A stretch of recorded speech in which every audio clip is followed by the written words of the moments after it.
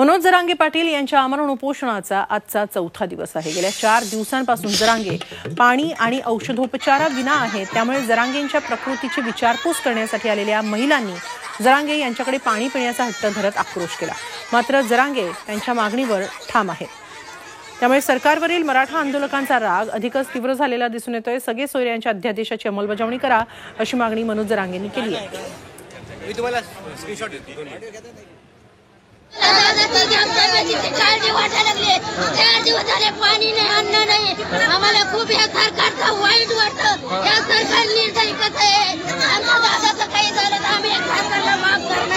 या सरकारला